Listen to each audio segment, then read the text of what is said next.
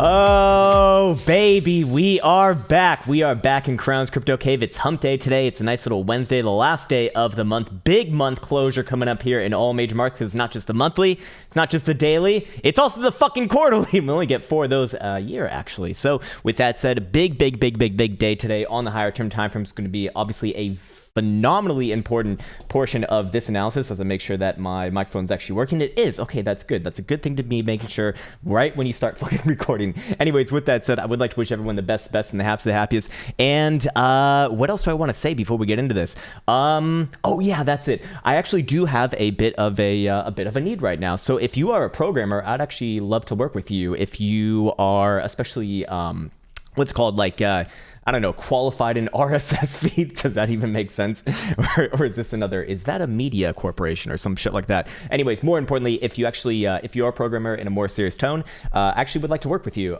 Just something really simple here for the stream, but I do need it and I want to bring it back. So if you are, if you're comfortable with that, hit me up.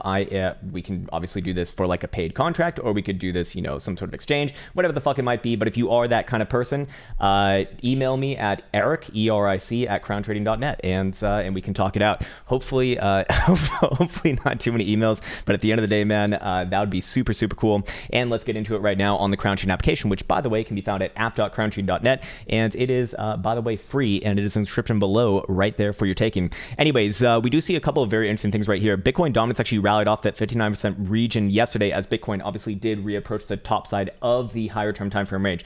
Really big stuff with that, because this would still support that if Bitcoin does break out here, meaning above our about 59,500-ish region, I believe is our current breakout level, then I would be looking for altcoins to not be doing too well versus their Bitcoin Satoshi pairing on the whole. Obviously not, versus US dollar. They're probably just going to follow whatever Bitcoin does versus US dollar. And looking around the old space right now, it looks like everyone is pretty much on the same tip. On top of that, we see that fear and greed index really strange here, but actually pretty much unmoved yesterday. Granted the news, what are you talking about? The fucking news. And more importantly, that nice move that we saw from, well, basically about $55,000 to almost $60,000. Actually, even futures, looks like CME futures did hit a little bit above $60,000 right there. On top of that, we do see something very important down here. Open interest rising up yet again, another, I believe it was about $500 million, as we did see quite a significant rise. Now, we can obviously document this in the market data tab soon enough, but more importantly right now, we do see, of course, Bitcoin essentially putting in yet again another higher low on higher term timeframes, obviously, and then on top of that is supported by open interest. So this is still supporting the long-term narrative that this is yet again reaccumulation at a very high level. I mean, essentially right at the prior all-time highs. I don't really see too much of a differential between price action here at about $59,000 essentially, and our current all-time high of about like $61,000 to $62,000. On top of that, top 10 best coins, top 10 worst coins. What do we have? We got we got BitTorrent, Holochain, Filecoin, Nervo's network. That just you can almost tell by the name, in my opinion. Binance coin, is that different than BNB, or is that BSC? Whatever the fuck it is, man.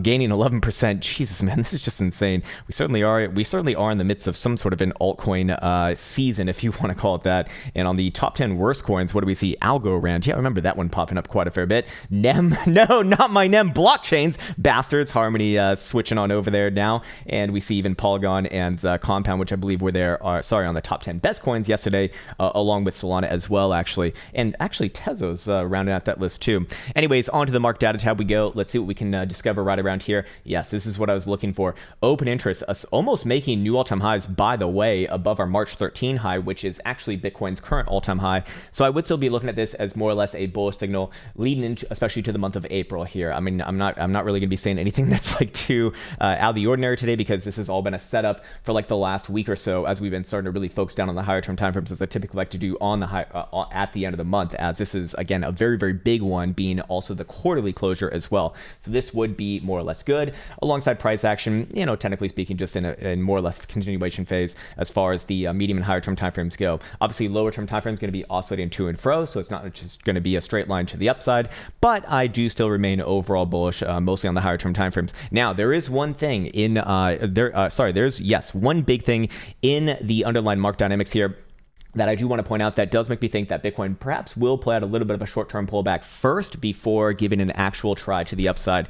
Personally speaking, I think that Bitcoin probably gives a try to the upside officially in the month of April. It actually is, statistically speaking, and I really fucking hate this kind of shit, but it is worth mentioning, in the history of Bitcoin, April typically is actually a good month. Now, I fucking hate that kind of thinking because realistically, Bitcoin just rallies more often than it does not, so it's not really saying all that much. But April, historically speaking, actually has been, more or less a bigger month throughout the 11 or 12 year history of Bitcoin. Anyways, the global funding rate, as you can see, if you are looking at this as essentially some sort of a trending down narrative, this would once again be hitting that high on that trend line. Now, I don't necessarily think that trend lines on something like this would work, but more importantly, of course, what would work and what I do put a lot of faith in is obviously trend, just trend itself. You lower highs or higher lows. Well, in this case, we'd want to be seeing higher highs and we don't actually want to see that, but what we want to see right here, or what this implies more importantly, is the fact that, well, anytime that we have seen one of these spikes up alongside this lower high structure, again, doesn't necessarily need to be alongside the trend line, but we have seen local highs essentially printed with that. Now we can go into we can kind of match this up with price action, of course. Let me see if we actually have enough over here. No, we do not on that chart. So let's actually just go through it because I do want to verify this. March 13th, we see a global rate of 0.122%. Guess where that was? That is actually the all-time high of Bitcoin thus far, right here at about just under $62,000. It looks like. On top of that, if we go back on over here, guess what this next one is on February 17? Well, February 17 is where? February 17 is, hold on, there was probably one before that because February 21 is kind of a big one. Actually, no, February 17 is right here. So technically speaking, yep, it was essentially a warning signal, but Bitcoin actually did put in a little bit more on that rally. Let's go back into it and kind of back test this a little bit more. January 29th, where the fuck is that? January 29th, actually, in fact, I happen to remember it was right here on the last Elon Musk pump. Remember this? Bitcoin went up about a pretty fucking crazy amount that day, had a low of about $32,000 and a high of about almost $39,000. That's a 20% move in the day. However, sold into immediately. Obviously reaccumulated after time, which is kind of what I'm looking for here anyways, but that sell-off did obviously occur on that same day. And then if we go back a little bit more than that on to January 7th, guess where that is? Well, I'm gonna guess it's right fucking here, and yes it is, right around here on this prior high before that nice pullback of about, actually this one was about 30%, pretty much Bitcoin's most intense one thus far, I believe, from about $42,000 all the way to about $30,000. So do I think that Bitcoin can play out a short-term pullback here? Yeah, it very well could, but again, the focus right now is on the medium and especially the higher term timeframes, the macro timeframes. This is really, in my opinion, the time to not even really be looking all that much at the short term timeframes, unless if you are, of course, a day trader, at which point, well, that's just what you do anyway. So, all good. Personally speaking, if I'm going to be day trading, I like to do it in Forex land just because I think it's a little bit more, we all have this fucking romantic idea of Bitcoin going to like crazy astronomical numbers, and I just feel like Forex kind of eliminates that, no falling in love with the fucking dollar, I suppose. In fact, it's actually quite popular to hate nowadays. So I guess the counterculture is actually to love the dollar. Anyways, more importantly, going back to into the market data tab over here, we do see that funny rate per exchange. We got the nice middle finger formation. As you can see, FTX way the fuck out there, 0.25%, and everyone else actually, getting up there as well. More importantly, Bybit above 0.12. Everyone else is around the 0.06 region. But globally speaking, it is kind of hitting into that trend once again. So if you're going to see this continue, we would essentially be looking for a short-term local high right here, probably a little bit of a pullback, reaccumulate, and then try again to the upside. On top of that, we do see, once again, the futures premium over perpetual price action over here really increasing. Obviously, this is going to be due to, probably quoting the next month. So that is likely what's causing that actually. I've actually gone through, and there's a shit ton of exchanges that we've included in there. I think it might be appropriate to actually get rid of a couple of them because they're just completely irrelevant exchanges that I hadn't even really heard of too much myself. Anyways, okay, so yes, there we go. Let's go into our secondary charts right here. Let's start it off with this baby because we see a lot of the signals that we've been looking at for the last few days here now coming to fruition. First and foremost, we do see that daily MACD going to have a chance to cross the upside. Obviously, that was following yesterday's TSI bullish cross, of course. This one happening, or very likely to happen a day later with any sort of a confirmed closure above $59,000 essentially. And more importantly, we do see that the ADX DMI is having an infant signal right here with the DMI plus just barely being dominant above the threshold and the the ADX about to get there as well. This is typically, you know, especially for the last 6 months or so, been a pretty damn good signal and a pretty damn good dependable one. Let's actually kind of measure these ones out as well. Kind of want to show you how I use these things as edges, because, well, this is basically the whole fucking point of using TA. Anyways, looking at this last one here on 7th of March, right? 7th of March, Bitcoin pops above the 20 simple.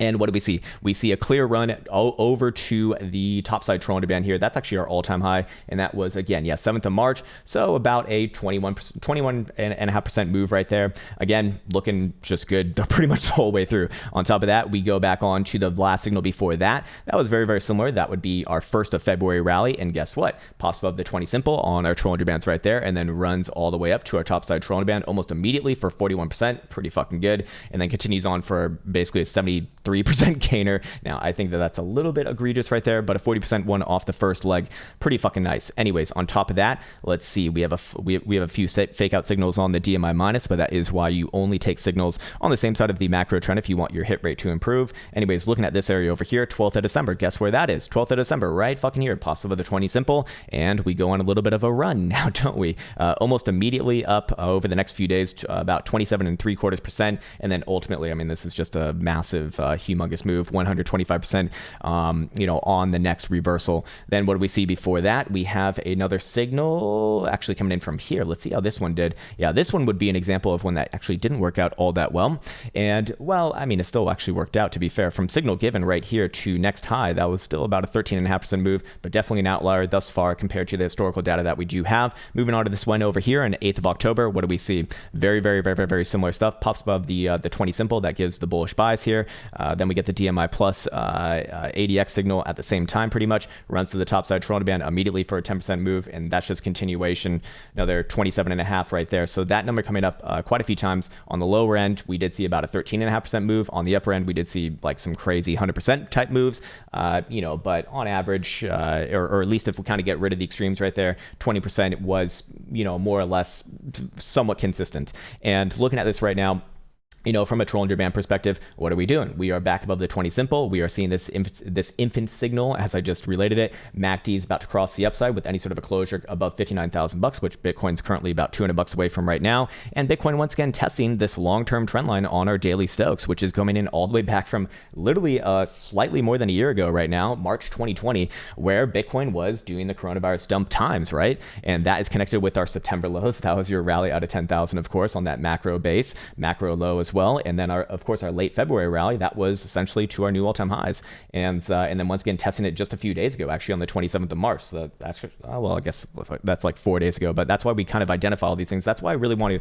follow up on these sorts of things for the people out there who, you know, happen to give a fuck and happen to tune into this content on a regular basis. For the people who are just dibbly dabbling, well, fair enough, the videos are still there for you if you so desire. But looking at this right here, do I think that Bitcoin could have some short-term downside? Yeah, it really wouldn't be asking for too much to have a little bit of a backfill on yesterday open, somewhere around, you know, just below 58,000 bucks. Definitely not out of the question right there. But ultimately, again, it's all a setup for the higher term timeframes here. And this is just a daily, by the way. Let's go to the 2-day. What is a 2-day looking like? Oh, what's this? The DMI plus starting to work its way up. Technically not a signal right now, though. However, but you know, starting to crawl its way up. So I would imagine that any sort of confirmed closure, especially on new highs here, would very likely do it. On top of that, what do we see on 2-day Stokes here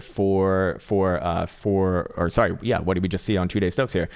Is going to be coming into contact with this trend line. Now, this one actually could break. Do I put a lot of faith in this one?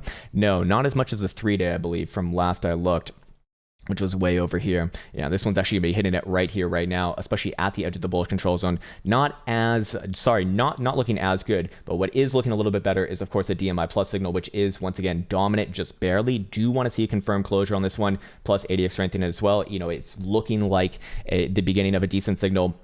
Technically speaking, though, you do want to see confirmation. Guess where confirmation has? Actually on today's closure once again. And then we can move on into the monthly and quarterly, of which monthly is looking really fucking good right here. Let's go to a more long-term chart like Stamp. And guess what? Remember that top side Trollinger band being pulled into the bottom side of our current monthly dildo, well, I'd say that that's pretty much being met right now. You can see Bitcoin right around 59,000 bucks, pretty much pulls it up just about on, on our current low, and once again fulfills that condition. So looks like we got the more bullish resolution of those two over this past month, which was kind of like one of the more experimental things that I was talking about here. But it, I mean, it's had a 100% hit rate for the history of Bitcoin. So fair enough on that one. And there we go. On top of that, we do see that monthly Stokes, they're still going to be up there. Now, a lot of people will say it's overbought. No, shut the fuck up. There's no such thing as overbought or oversold when it comes to trading. In fact, anytime that I've ever heard that, it's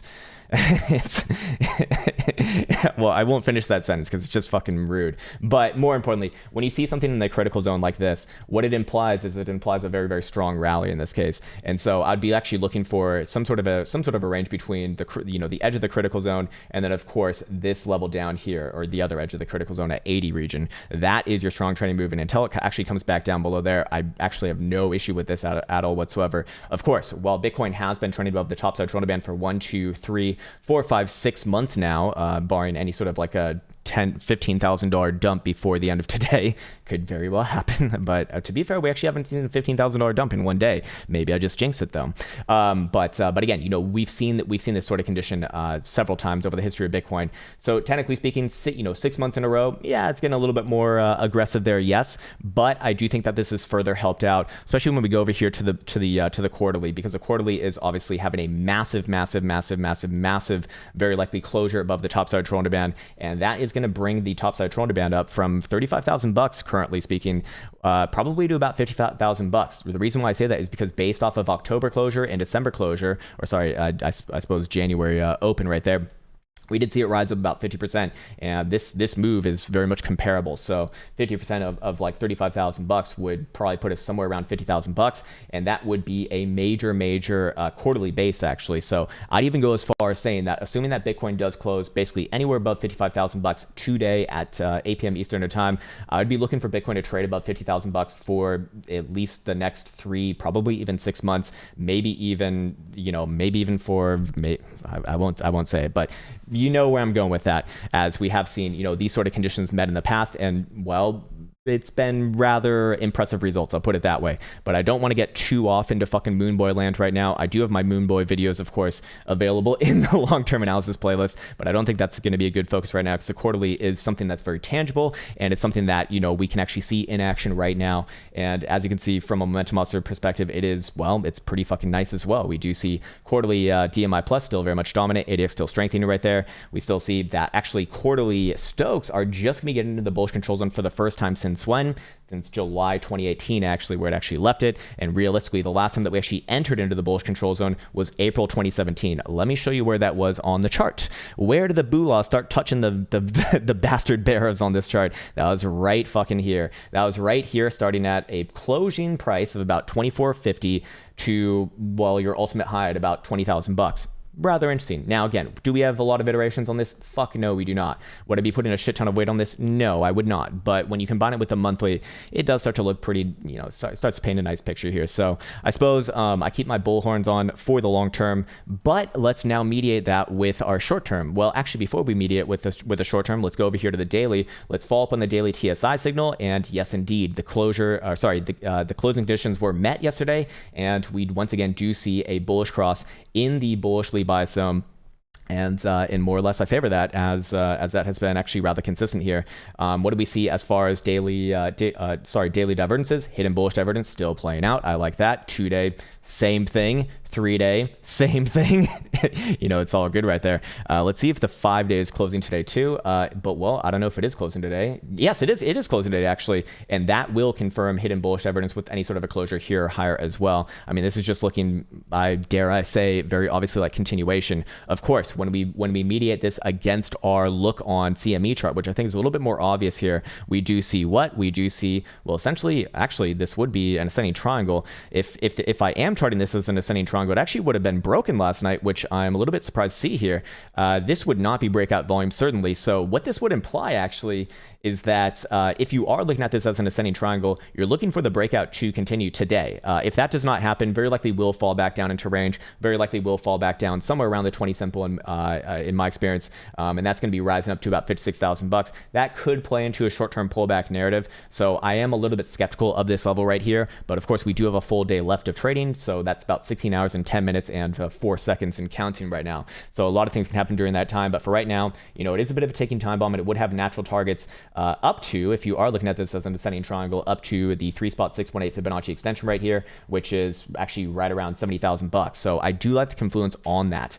Anyways, that would be a big thing, you know, again, if we're going to be looking at it today. And of course, what do we see on Stokes? Actually, they are rejecting the bearish control zone and up, rather good thing. Also on top of that, we see that ADX DMI is actually having a much more strong signal than what we see on spot price action. Yet again, another reason why I just kind of generally favor CME charts, and MACD is actually pretty much in the same posturing, actually a little bit of a laggard there, so fair enough. But that is why I'm actually, I actually really prefer the TSI for kind of getting those more time sensitive momentum shifts. Anyways, okay, so let's go back and let's go down to our lower term timeframes over here. And oh, by the way, you'll notice that there's now an info box on my lovely moving averages here, judging all the crosses that I typically want to be looking at on stream, especially. Credit to Caretaker on this one for putting together this function. Fucking awesome, man. It is 100% public, by the way. I think it might even be open source as well, as he's been publishing most of his work as open source, which is like it's not necessary, but I suppose that's like a really, you know, nice thing for programmers to do. So yeah, if you want to get it, I think just type into your indicator tab over here, Caretaker moving average crossover levels, and should be good on that one. Anyways, as we are here on the on our lower term timeframes, is Bitcoin more or less likely to pull back a little bit before continuation, or is Bitcoin likely to continue from here? I actually would favor continuation from here. The reason why I say that is based off of what we looked on the higher term timeframes, and also because Bitcoin did have this nice inverted head and shoulders coming off the last low right here, with our left shoulder at 54,000, head at about 51,000, and double right shoulder at about $55,000 range. Now, with that said, if you are going to be playing patterns like this, and this is kind of just general knowledge, you actually don't, if you see any sort of a reversal on that time frame, that will very likely negate that, if you will. And let me just make sure. I think I just, hey, what the fuck? Why am I not hearing the sounds right now? What's going on, sir? Hey, what's up, Stalic Series? Boolah, Jesus is back. Save these bearers from them sins. Repent, repent. Lashes to their souls. That's right. Exactly right. Goddamn bearer, Jesus. Get out of here, man. It's time for some green dildos, baby. No more Christmas dildos. We just want straight up green. It's the leprechaun times, baby. It's fucking Ireland. It's like, I don't know, is that like an Irish thing? Whenever I think of Ireland, I think of like green, I suppose. So they got what? They got like the 4-leaf clover, and they got the leprechauns, and I don't know, what do Irish people say? Doesn't matter what they say. Irish people are typically very, very chilled out from what I've experienced. They're actually some of the most they're like I think they're even more chill than the Australians, in fact. Anyways, yeah, so you know, if you're looking at this as a pattern right here, which, you know, it does identify as it, we obviously do have the right volume signature for this, then we would, or at least I would be looking at this as an inverted head and shoulders. And if this is an inverted head and shoulders, then measure move would be pointed up towards about 62,000 bucks. That would obviously further resolve our targets on, or sorry, our continuation conditions for CME right here, for our CME formation right here. But again, if you are looking at this as an inverted head and shoulders with a measure move all the way up to about 62,000 bucks, the thing with that is that if you do see reversal on that time frame, so I'm using a 4-hour right here, then that is no longer going to be the available target. I would be essentially calling a short-term pullback. And in this case right here, I'd actually get rid of this level that we had in from yesterday, right around 58,000 bucks. I'd actually just be charting this last higher low right here. So this is where that sort of condition fails, and I look a little bit lower, at the very least back down like somewhere slightly below 55,000 bucks. Again, that would be a 2-hour or 4-hour closing price below about 57,000 bucks. For right now though, anything's kind of fair game between this area and that area. And from a 4-hour RSI perspective, I mean, it's not the picture of health and fitness right there. It's also, it's not that it's not the picture of health and fitness, but it's just not like the most obvious picture right here. Kind of would have a no call on that one. You could both consider that a consolidation at the bullish controls, and you could also consider that potentially some divergence forming. Although no, that actually would not be true. No, there's no divergence forming. Fair enough. I suppose I would be a little more on the bullish side of that one, but it's not a super obvious signal, and I typically don't like the ones that aren't super obvious because you can just fucking wait around for the super obvious ones without any real detriment, except for opportunity cost, of course. But fair enough. Anyways, okay, let's see what the other lower term time frames are looking like right now. 3 hour, same thing. What about bi-hourly? Same thing. The buyer is actually looking a little bit more like a pullback in the short-term timeframes, and hourly is kind of flip-flopping around here. Anyways, Tom Ho says, "Hi, sir. Could you please check out SPI? Did I miss the boat? What's a good entry point? Thanks for your analysis." Yeah, we could of course do that, but I'd like to finish up on Bitcoin as we typically do first. But we'll swing back around to that in a bit here. Anyways, looking at this, we do see actually hourly having a little bit of hidden bullish divergence on the other side. So fair enough. I suppose I actually would be looking for a continuation rather than further pullback here. But again, that's kind of my that is kind of my condition for that. Basically around the 4 hour 21 right here is kind of getting the short term trend. And what I would say on top of that is of course, again, I don't feel too compelled by the lower term timeframes when you got all higher term timeframes closing daily, 3-day, 5-day, monthly, and quarterly. I mean, that's gonna for me, that's gonna supersede everything else, obviously, and set the biases in for actually the month to come, the next few months to really come. So fair enough on that. I do want to quickly check out caretaker ranges over here. I just refer to this indicator as caretaker ranges now. Top side would be a natural target on a breakout. Yeah, about $62,000 actually. Bottom side, basically getting the low. Well, no, that's rising up. I don't think that's very much relevant for right now. Anyways, okay, so yes, let's actually overlay a condition for confirmation of breakout on our regular spot charts as well. I'd say anywhere above here on a 4 hour close, 59,000. What is this? 700 or 600, about 600, 59, 600-ish region, any sort of a 4 hour closure above there. Yeah, I'd be looking at this as continuation. Yes, technically speaking, I'd be looking for a short-term pullback off $62,000. But again, at the end of the day, higher term timeframes would start to take over, and I'd look for general continuation into the month of April to those deeper targets, especially that $69,000 target if that were to be met. So yeah, fair enough. Okay, cool. I think we just got through about everything right there. Let's see how much time I wasted. 36 minutes into this, so that's really like a 26-minute analysis. Fair enough. All right, cool. Tom Ho says, "Take your time." Thanks. Hey, appreciate that. There he is, Mr. Pedro. Mr. motherfucking Pedro. Love him, man. Haha, the Irish are awesome. Boring storytellers, especially after a couple beers. Yeah, Ali Hair, I agree. Irish people are... they're some of the friendliest people I've ever met in my life. And just naturally chilled out and relaxed, which is actually really nice to have in a friend. Anyways, Tom Ho says, "Okay, could you check out SPI? Did I miss the boat?" I don't know. Are you like some sort of a long-term investor who's not interested in trading? Well, because then there's no real boat. I mean, the boat is always shifting in the ever-shifting seas of trading now, isn't it? Now, did you miss the boat, sir? This boat is fucked up, man. It's a fucking shitcoin. It's a fucking shitcoin, man. You didn't miss shit. This was a pump and dump, obvious insider trading going on right here, and I wouldn't be surprised to see this thing dump all the way back down to $2. This is garbage, absolute fucking garbage, man. There's no difference between this chart and some sort of random shitcoin chart that we typically pick on here, as this thing's been going down ever since fucking January 2016. Never known what a real sustained rally is, and this pump and dump, I imagine, is actually getting a lot closer to dumping right here. Looks pretty awful, man, to be honest with you. Do you get another short-term move to the upside, perhaps back up to like $9.5 or $10? Perhaps yes, but this is absolute garbage, man. There's no reason, in my opinion, at all whatsoever to be looking at this as a chainy behavior, meaning that like the full lows are in, and this one's ready to get marked back up to like 100 plus, perhaps, until you see any sort of a daily closure above like $27 right here, your last local high. Otherwise, this is just yet again another failed pump in a series of failed pumps for the eternity of failed pumps, sir. Failed pumps it is. All right, had enough of that fucker. Dude Daddy says, "Thanks for you too." Hey man, it's not that I'm humble naturally, man. I just have learned to be humble. Or it's not even you don't even want to be humble. You want to be realistic, and to be realistic likely lines up with being humble, because you realize at the end of the day, man, when it comes to trading, like it's always a game of statistics. So there's no real reason to like take anything to your credit, because like if you have a fucking 60% chance to win a trade, you know that it's just going to be a matter of time before things turn back around on you. So you can't really live on your winners. You can't really die on your losers. It's just, it'd be the same thing as like flipping a coin and you're like, oh my God, it's heads. I win. This is amazing. It's like, and then but you're playing a series of like 100 tosses, it's just going to come back naturally anyways. So that's kind of like, I guess, enlightenment in some mathematical way. Let's see. Emma Aurora says, when sushi go to moon? When sushi go to moon? USD, FTX, 4 hour. Okay. So sushi, you want sushi coins or sushi swap or sushi derp? Sushi fucking derp.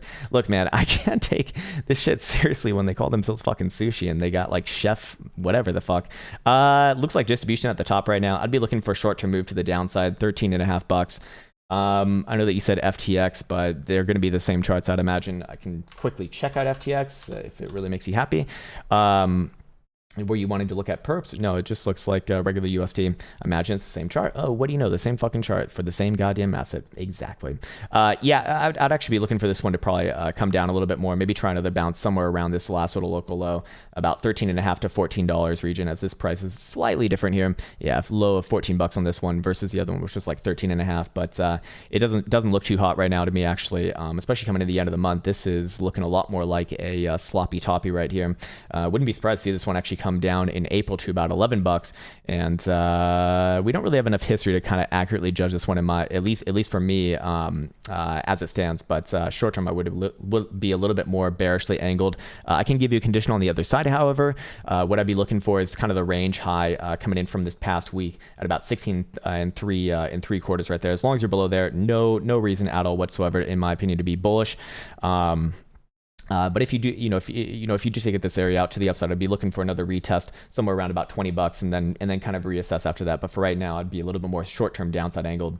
All right, Earth is flat like an ostrich nest. Lamo, he says. Nice one, nice one. Oh, we got some hex chillers here. This is good. This is very good. Jesus Christ. All right. Mark Brown says, hey, Krown. What's up, Mark? Greetings from London. Nice one, man. I really want to check out London. I've only been to their airport. It's a really ugly airport. But actually, in Microsoft Flight Simulator, I've been flying over London. It's actually really, really gorgeous. So I will say that. And I really actually do want to check it out. My dad was actually born in London himself. Longtime fan. Hey, thanks, man. That's cool. Any chance of looking at Neo USD? Oh, man, we are not fucking friends any longer, sir. Neo USD. Yeah, man, we can look at Neo. This is a 2017 like ultra shit coin from what I remember. Is this one rallying? Because if this one's rallying, then everything's about to fucking rally. This one is rallying. Yes, it actually has jumped above the accumulation lows here, and this is there's no further testament to the strength in the market right now that just being involved in the cryptocurrency market, you're probably going to be rallying. Now, Neo is one of the worst stories from 2017. I mean, it's one of the best and worst stories, right? I remember when this shit was called Ant Shares, and it was I think it was trading for like less than 10 cents or maybe even less than a penny for a while. Then they rebranded to Neo. It's like great fundamentals, right? And then they just started fucking rallying all the way to $200 plus. Crazy shit, but yeah, this one going to join the rest of the market. It looks like. Wouldn't be surprised to see this one. I mean, it's quite literally following whatever the fuck Bitcoin does right here. See clearing obvious higher lows. You see a nice little formation right here. I think that this one is quite likely to follow in line with Bitcoin. I do have a bullish bias on Bitcoin right now. Short term, this one is kind of hitting its current resistance, so does it play out a little bit of a short term downside move, maybe back down to the bottom side of the range at like low $40? Yeah, very possible, but as long as it's holding the higher lows here, I'd remain long term bullish on this one. It's going to very likely join the rest of the market. Wouldn't be surprised to see it rally up to $69 actually over time, and next major area of interest is going to be right around here at about $90. Alrighty, cool. Let's see what else we got, baby. Daniel, sir, leave a message, man. Fair enough. All right, cool. Let's see. Simon. Hey, what's up, Simon? How you doing, man? Hey, Krown. Irish here based in Spain. How the fuck are you surviving the sun, dude? I don't really know Irish people for their their darker complexions, man. I've been watching your channel for a year now. Fuck yeah, man. And learn loads. Awesome. Much love to you and Elsa. Can you look at Sol USD on the 4 hour? Yeah, man. This is a pretty popular one as of recent times. Sol USD right here. 4 hour. Okay. On, I guess, Binance. What are we looking at?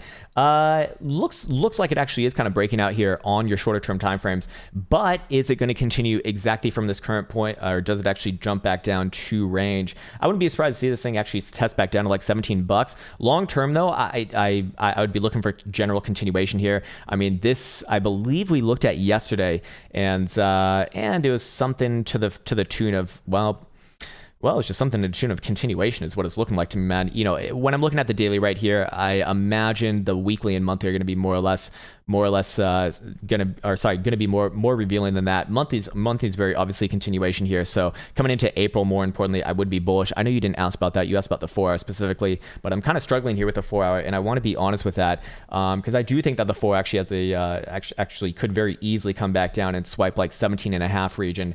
However, long term, I do favor this one. So it's like I want to be careful with what I say, because I don't feel too confident on this one in the short term. If it is going to try to set in a higher low, anywhere around like 17.5 regions where I'd be looking towards.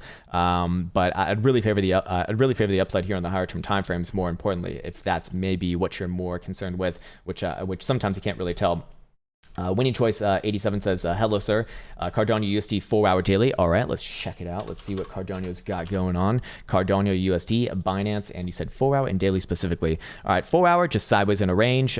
Daily, I imagine this is going to still be looking like continuation right here. Yes, it is. Still looking like, reaccumulation right here. Playing above the 21 exponential moving average, playing above all major moving averages, more importantly. Hidden bullish divergence on the other end. Yeah, I'm looking at this as more or less a bullish reset. Very likely get another, very likely to retest the high of the range, somewhere around about 133 region. I would be looking for breakouts above there. TSI is about to give a bullish bias with any sort of a closure above 122 today. If that were to happen, I'd very likely be looking for, at the very least, a test of the topside trend line, probably a breakout on top of it. And areas of interest to the upside would be short term 155 region, and then long term would be a little bit north of $2 actually.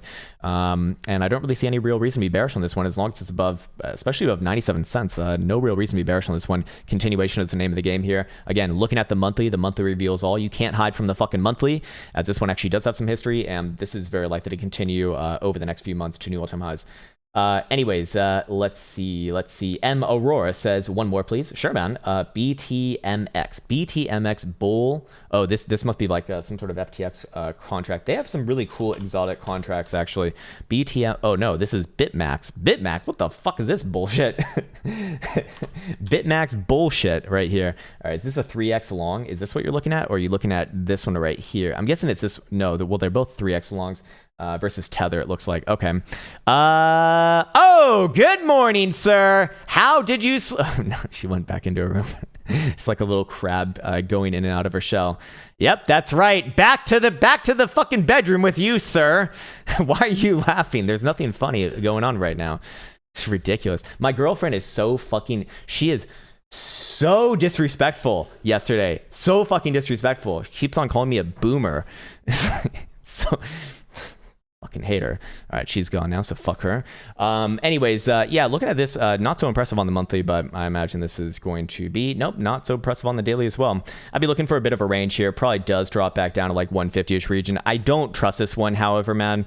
I really want to say to you, I do not trust this one. There's not much history here. The history that we do have is not too obvious, and that bearish divergence right there of 3 drives would have nailed all my fucking targets to the downside, which is not good, especially when the rest of the market is more bullish. Do I think that it tries to bounce here? It probably does try to bounce here on the short-term time frames. Did you give a time frame? Oh, you did not give a time frame. So I don't really know where to go with that one. Short-term time frames very likely do bounce off the 200. Higher term time frames though, I'm not so. I actually, it's like the opposite of Bitcoin. Short term, I'd feel a lot more confident on. Higher term time frames, fuck no. Let's see. Stylix here says, bruh. Aave USD daily weekly. Okay, I believe this is a DeFi derp. All right, let's see what we got on the DeFi derps. Binance on daily weekly. Okay, daily is looking good here. Very likely to pop back up towards 450-ish region. Weekly, I think this one's just continuation. This one has a pretty damn good chart. Definitely one of the more strong ones in whatever sector it exists, which I believe is DeFi. Looks like it is going to be putting in a bit of a low here.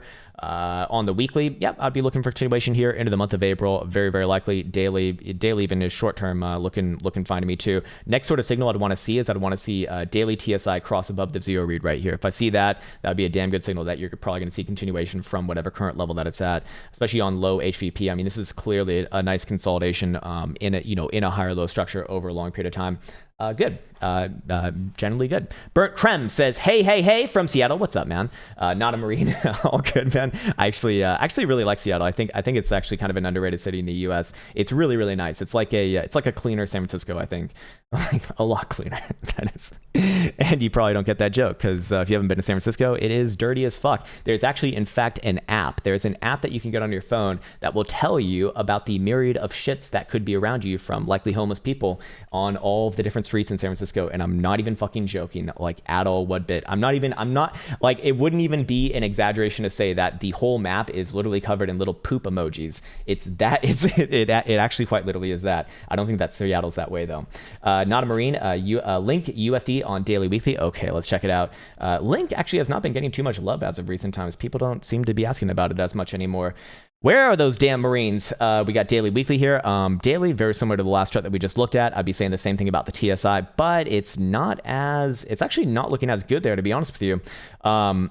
Still like the higher lows right here, so I would be inclined to say that I'm bullish on it, which sounds like you're kind of more long-term with the daily weekly, as long as it's above especially $25.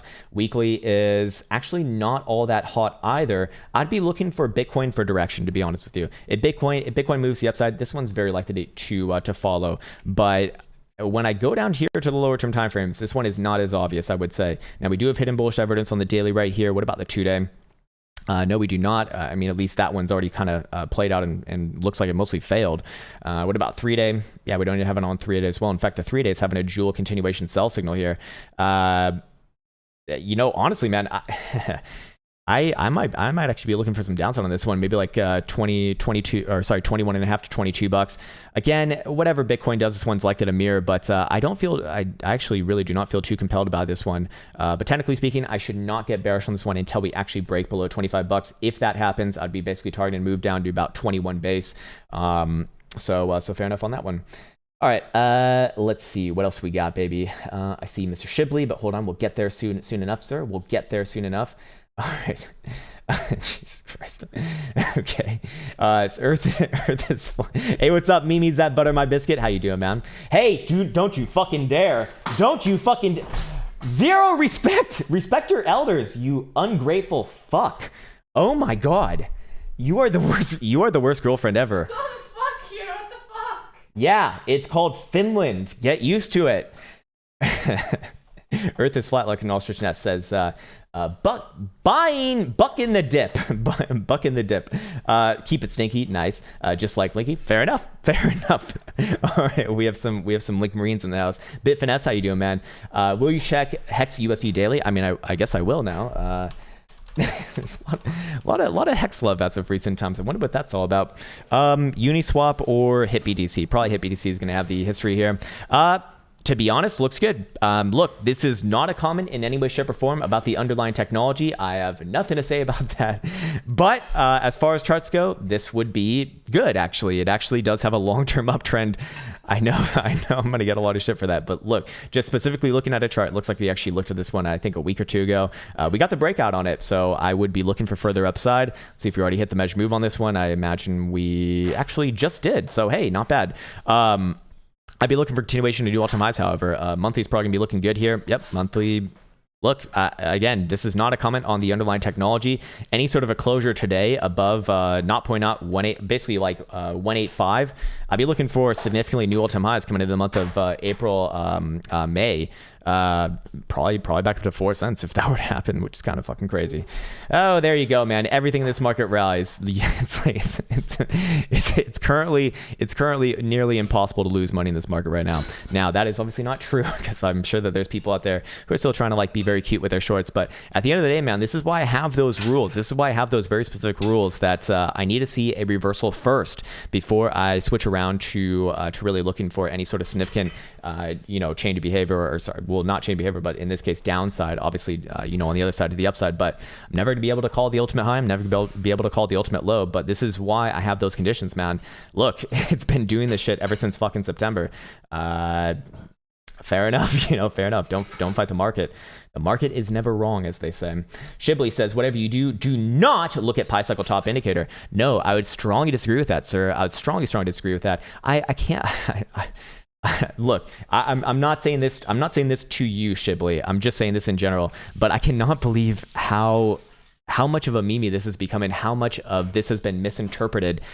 Look, when you look at the pi cycle top indicator right here, when we've gotten down to these reads, every time in the past, save for once, we actually have seen a mega rally from those regions. We're talking about 100% rally in the past. So it's what it is. It's a warning signal. The cross has obviously not happened yet. And it would imply, though, that this next rally is going to be the next likely market cycle top before one of those greater retracements. That's what it's suggesting. But people like Matt somehow mishear this, and they're just like, no, it needs to go down right now. No. Look, you got to fucking backtest this shit yourself. And I've backtested it plenty of times on this channel as well. You can see this one over here, man. Like once it gets around that level, which was right around here, you get about I think this one was like a 60 or 70% rally actually from about 12,000 to 20,000 bucks. This was the only one where it actually did not do that. It was just like a smaller, I think like in the teens. And then this one over here was like literally more than 100% rally. Look, man, like I have to, I don't know, maybe I'm not being clear with that, but hopefully I am, because that's pretty fucking important to, understand if you're going to be using this in some actionable way. Anyways, moving on, what else we got, man? I see Dodgy Man. Where are you, sir? Oh, fuck, I missed his name. All right, well, okay, Boomer. Hey, how dare you? Respect your boomers. Yeah, you fucking laugh it up over there. Elsa says that she's going to turn into a boomer. Look, I was listening to Joe Rogan and Graham Hancock yesterday, and she's like, this is for boomers. You're a boomer. Fuck off. Okay, educate yourself. Have some culture in your life, all right? I'm an American. I have more culture than you, so that says a lot. Fuck off. Seriously, fuck off. Shamel says, Mr. Krown, sir, is BNB... Mr. Shamel, sir! Sir, yes, sir! Is BNB leading the pack this time? Maybe. BNB, USD. Let's check it out on Binance. Like, no fucking respect, man. That's one of the best podcasts of all goddamn time. And my just ungrateful girlfriend just doesn't even, you don't even understand. This cannot work out, okay? I'm gay for TA. You're fucking out. All right. Yep. BNB is looking like wants to break out here. I mean, clear ascending triangle at a high level. Gonna have a bullish bias on this one. In fact, actually, I'd even look at this as one is already broken here. I'd be having a target up to $400. Looks good. Looks good, man. No real, but again, same sort of, same sort of counterpoints here that we see on CME. You'd be looking for the continuation drive to happen at the very least in the next 2 days, preferably today. So as long as you're above whatever this resolution point here, like 292, I do essentially favor the breakout. But the second that you actually start to close, even like a 12-hour dildo below there, I would be extremely skeptical of this and look for another run back down to the rising trend line here at the very least, maybe even a break to the other side. But for now, I do favor the breakout and tentatively be targeting like 400 plus. All right. I'm crying at the Elsa impression. Fuck you. This is what she sounds like. You're a boomer. You boomer. Like, that's all she can say. Hey, did you learn any of the fucking words in Finnish English school? Or is it just boomer? You're a fucking boomer. Yeah, fuck off. Jesus Christ, man. No respect. Zero respect. Did you change your channel? Fuck you. You're, oh my God, I don't want to be with you any longer. Jeremy Shulman says, hey, Krown, can you look at Kava BTC and USD daily Binance? Yeah, man. Let's see, Kava BTC. KAVA BTC Binance, and you said daily specifically. Yeah, daily specifically. Okay, cool. 4 hour looks like a stair step, but that's not what you asked about. Daily looks like it's ready to go as well. That last closure above the 200 simple and 200 exponential average, I'm always going to favor, especially when this is leading into a reaccumulation formation right here. See a nice little obvious triangle leading into this breakout. Yeah, I'd be favoring the upside here, man. I'd be looking for this one to probably get marked up somewhere around like 15,000 satoshis. Long term, an absolute shitcoin of a chart. This is clearly a pump and dump, no doubt doubt about that. But I think that you're probably getting ready for another pump here rather than another dump. But the skill in these things is to obviously get out before the fucking dump, right? As we all know, is inevitable. But on this one, yeah, I'd be favoring the upside here, especially coming into likely April. Looks like everything kind of just gets a free ride for the time being. All right, there we go. Let's get back on over here. And why are my sounds not working? This is very bizarre. Maybe I've turned off the alerts. No, I haven't turned off the alerts. That's strange. Oh, well, I'll fix that later. Figure that shit out. Oh, motherfucker, man. Okay, cool. All right. Jesus, man.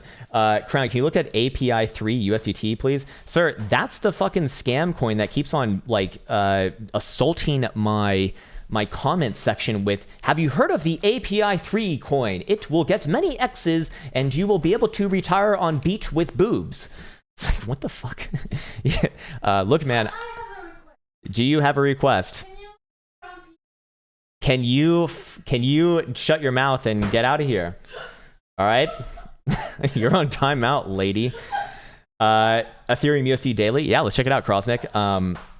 I think that'd be a smart one to check out, just because, lady, young lady, you don't even know what's good for you.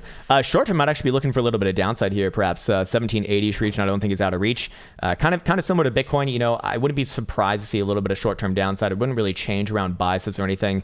I don't see any breakouts here until we actually get a closure above 1920-ish region. But overall, I mean, it seems quite clear to me that it is in a reaccumulation formation here. This one probably likely to go on longer than Bitcoin, perhaps. However, as this one has a greater apex all the way into the first week of May, whereas I believe Bitcoin's apex on CME is like second week of April, and typically you'll see that breakout actually a little bit before that anyways. So this one probably going to take a little bit more time, in my opinion. Once again, Ethereum being more of a laggard here, I imagine, but if Bitcoin continues upwards and onwards here, it's going to be more or less good. So, if it does have a short-term downside move, I'd still be looking at opportunities here. I do think, generally speaking, long-term it's going to be fine.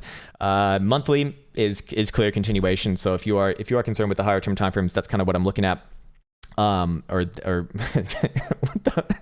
Just caught a very interesting comment out of the side of my eye, and I can't stop laughing.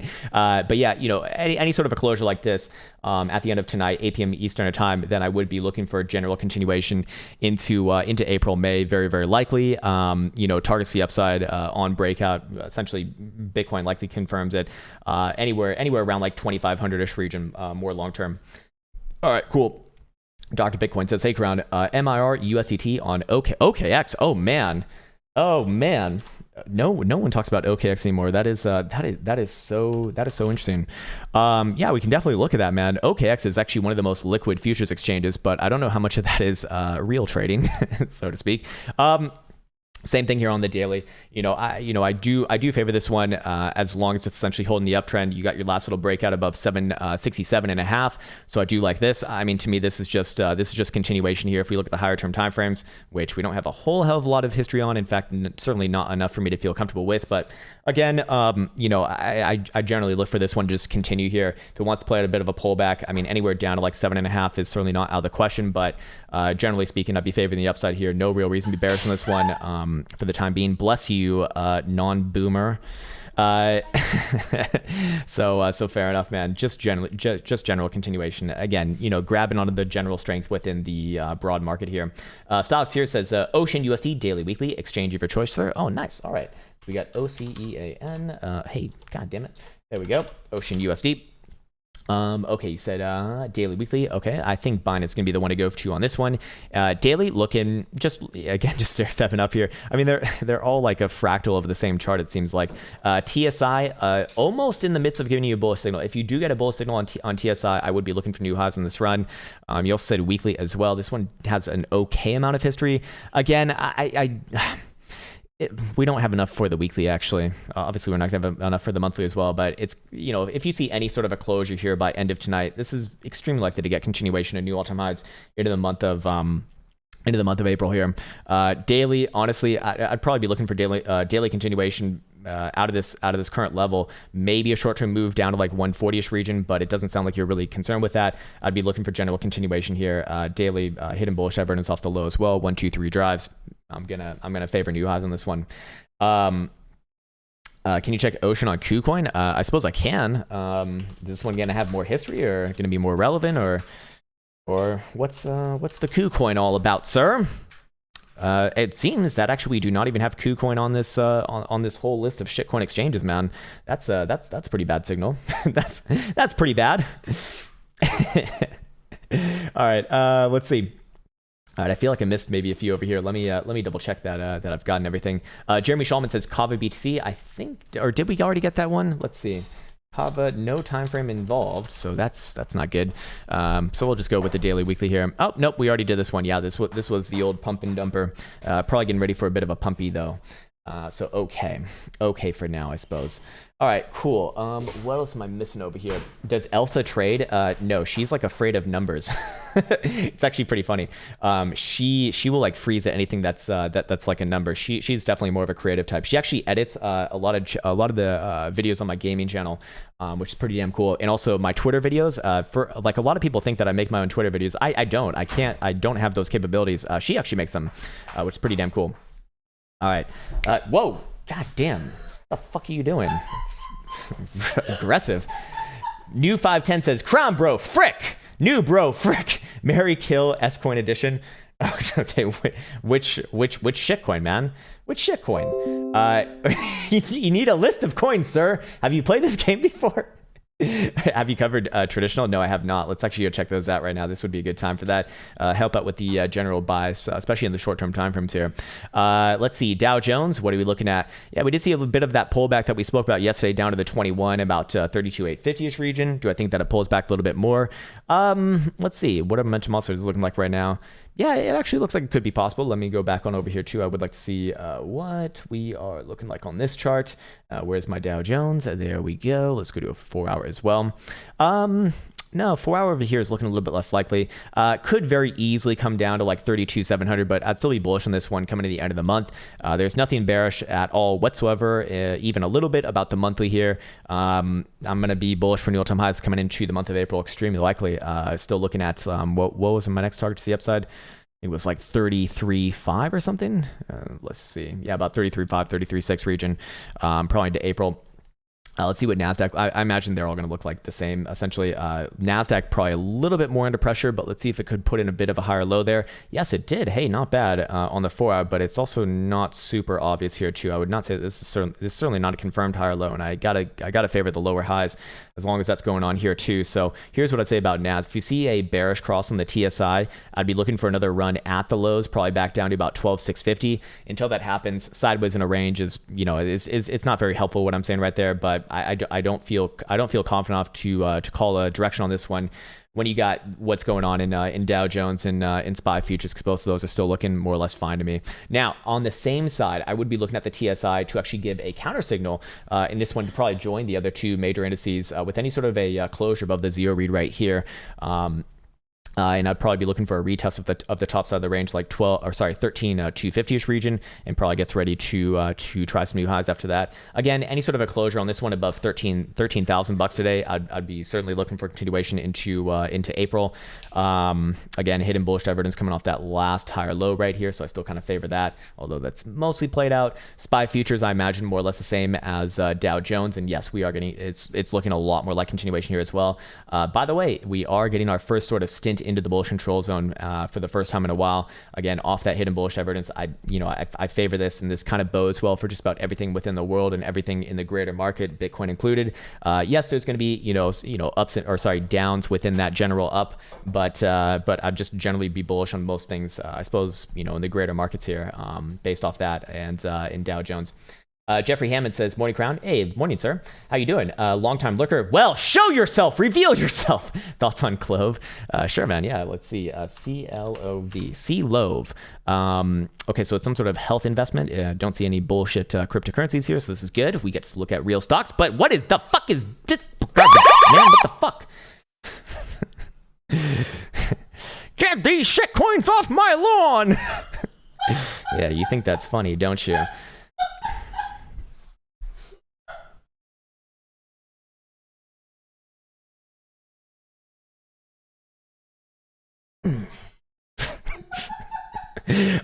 It looks pretty bad, man. Looks pretty bad.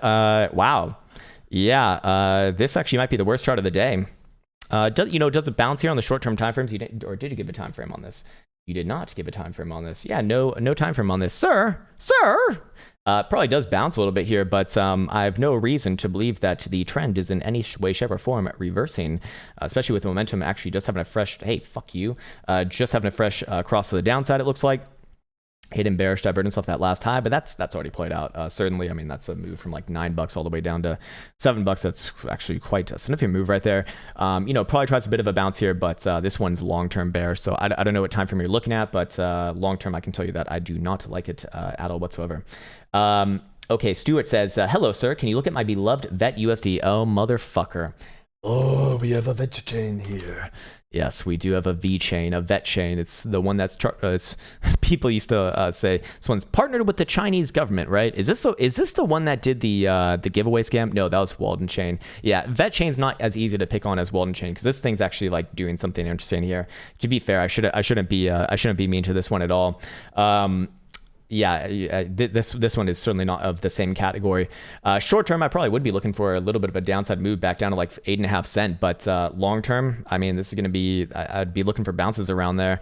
Ultimately, I don't think that this one's done just yet. What time frame did you say though? You said 4 hour and daily. Yeah, 4 hour, a little bit of short term downside. Yep. Daily, I'd be looking at, likely try to put in a higher low somewhere around like mid to low 8 cent region. Monthly, very likely looking like continuation unless we see a major sell-off before end of day. And when I say major sell-off, I mean like down below 7 cents. That's where it's start to get potentially bearish here. But nope, this is a lot more likely to the upside over the next month or two, I'd imagine. Bitcoin Delphine, how you doing, Delphine?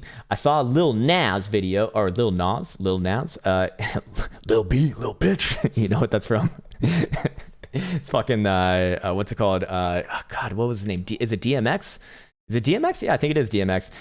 Learning about that rapper Lil B, because Lil B had this. He named an album like as like a really serious rapper, like I'm gay, like just and DM and no, not for TA. Just like it's just his album's called I'm Gay, and you got to look up a picture of this person. He's great. He's honestly really amazing. I love that song. Paris Hilton. It's just I'm Paris Hilton. I'm Paris Hilton. And what is the other one? The fucking sushi songer. I don't know what the hell it is, man. But anyways, DMX found out about it. And he's like, Lil B, little bitch. I don't know, man. Reminded me of that. Anyways, okay, cool. So I'm getting off on tangents here. Okay, I saw the Lil Nas video and I'm ready to turn my sir into a zer and go sell my zer to the Illuminati and do all the gay for TA stuff with the devil. What the fuck? That's not what we're about here, man. We're just gay for TA, man. It sounds like you are some sort of 666 devil worshiper. But I've been watching the seven deadly sins, and I know that that maybe there's some merit to that. Maybe there's some merit to that. Actually, it's a pretty fucking interesting show, although very strange. New 510 says, Krown bro, WTC, BTSV, JST. Sir? No. Oh, you're doing fuck, marry, kill. Well, man. WTC, you got to kill that one. Bitcoin SV, Craig Wright, fuck him. JST, marry it, because I don't even know what the hell it is. So it's probably the best of all the three ones there. Actually, that could very much backfire on me. Connected MCM says, Enrique, aka Crypto Onison. I don't know what that means, but please show me Superfarm launch, as well as look at Super USDT chart Uniswap. V2 chart is longest history. Lamafo, V, love you, man. Love you too, sir. Elsa's cussing in Finnish. If you want to know what... Oh, a V2 chart. No. It's super. All right, let's see. So can we actually bring this up? Okay, Superfarm USDT. Is this actually going to show up here? Holy shit, it is up here. Yeah, I believe this is Elio Trades coin here. I'm curious which one is going to have more history. Well, they're probably going to be the same, huh? Oh my god. Up, man. Look, there's barely any history on this thing, but this is whatever the fuck this thing is, man. It ain't done. This thing's gonna hit $5. Or I shouldn't say that. This thing's very likely to hit $5. How about that? Areas of interest, $5. Probably gonna be a big one. Nice round psychological even number as well.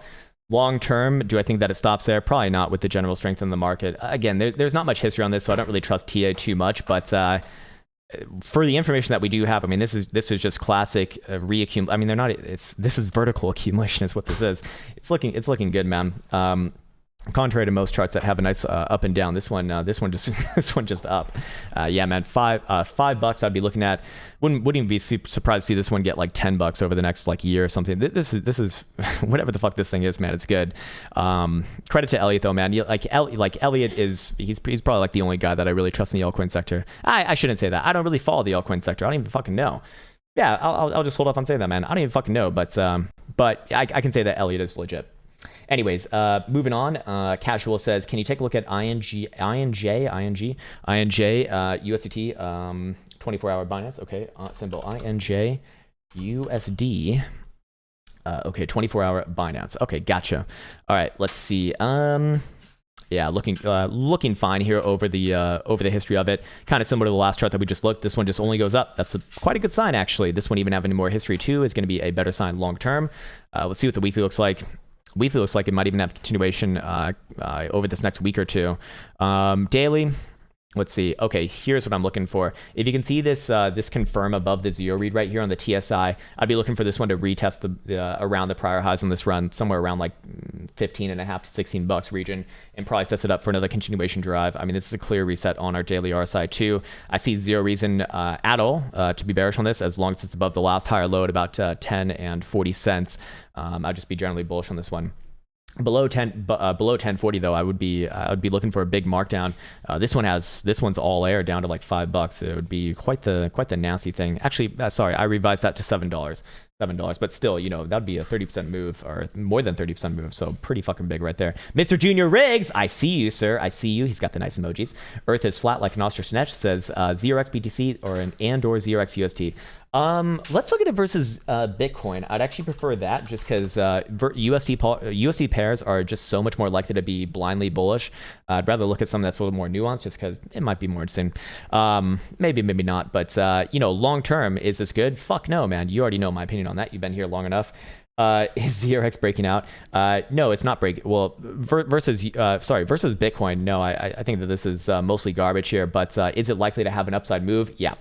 So this is something that we also looked at on Ethereum the other day, although this one, yeah, this one's going to happen on the other side. You're about to get a golden cross on the daily, and guess what? We can actually know exactly what price is needed for that, but I don't have all the decimal places on that right now, and I actually don't want to change that because I just wanted to honestly. So you know what? I'm actually I can't give you any insight on that, but I'd imagine any sort of a closure above like 3250 satoshis.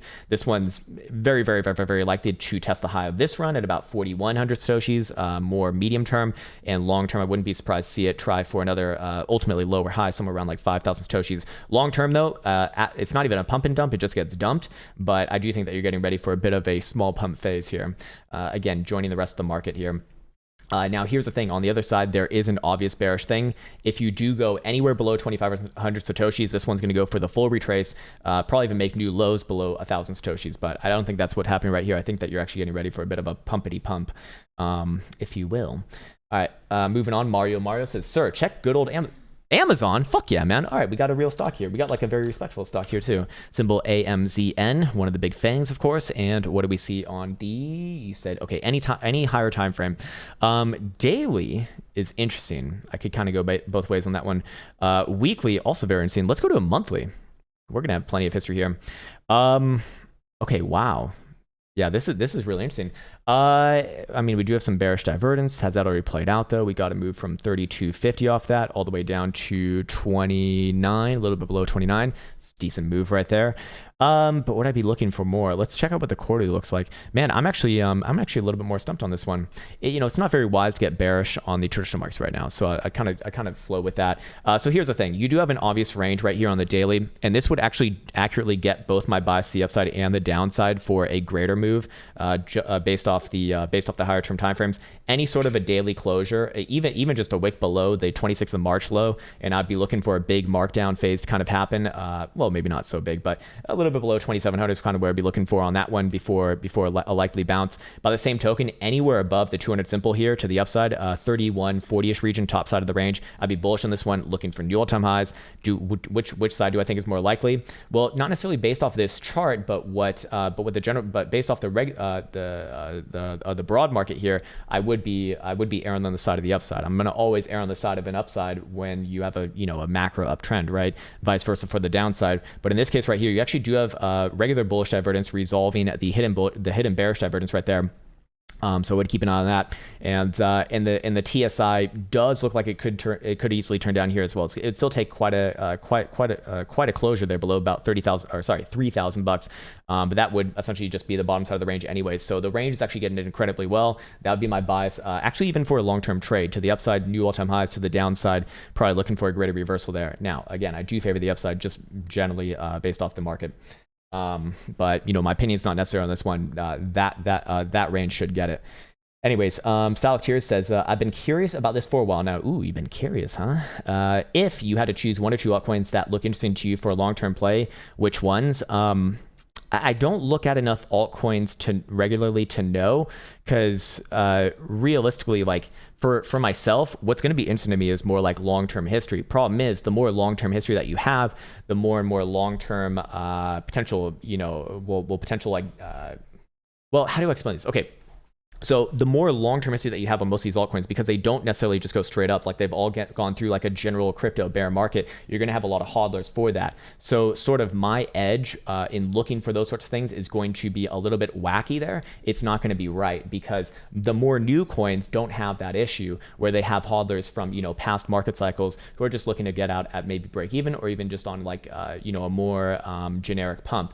Whereas these new ones, like they can just go to the fucking moon, similar to what you saw in the coins born in 2017. So I'd say I don't necessarily have any coins in mind, but what I can tell you is that if I did have to choose two of those, it would be certainly two from the current crop of very likely DeFi shitcoins, as those ones are, they just don't have those same sort of bag holding issues for the long-term sort of investor types. So if that's kind of what you're looking for, which it sounds like you are, as you identified a long-term play. Yeah. Okay, cool. New 510 says, Krown bro, I think Bake is about to pull a cake. Can you compare Bake BUSD to Cake USD? We can just look at Bake BUSD. I don't really want, fuck it. I guess we can do it. Bake BUSD. So it doesn't even trade versus US dollar. It only trades versus Binance shitcoin. That's strange. So how would I compare this one to Cake USD? I don't know. That one looks like it's kind of turning the corner. Cake BUSD. I know that you can compare the symbols, but nope, Cake's way better, man. More of a long-term history of just straight up. Bake is certainly a second fiddle to this one. Now, does Bake get to follow around a little bit as well? Yeah, it very likely does, man. But here's the thing. Technically speaking, I should not be bullish on this one until it actually takes out this last high, 9th of March, and then yeah, you probably get like a Cake-S type move. But I wouldn't sort of trade that until it actually happens, because Cake is already doing what you need to do. I mean, Cake is just continuation right there. This one hasn't even broken the downtrend, so Cake is obviously relatively strong. If that's what you're asking for, which it sounds like you are, seeing as you want to compare them. Okay, cool. Laura P says Alan Watts, Hancock, and Rogan are legitimate favorites. That's Laura. Is that a girl? Are you a girl? You like Alan Watts and Hancock? That's right, bitch. You're out. Elsa says she must be like 60. Well, that's fine. I got plenty of lube. Just kidding. Just kidding. Okay. Bad joke. Bad attempt at humor. All right. Very bad. We'll be moving on now. Mark Ty says CRO, BTC, KuCoin, long-term things. All right. Sure, man. CRO, I think this is crypto.com, right?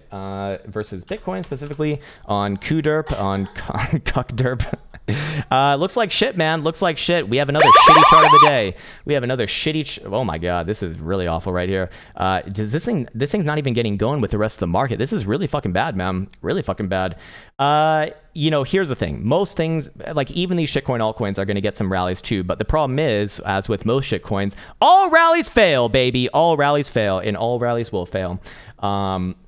But the problem is, the issue is that you probably do get a bit of a pump phase here.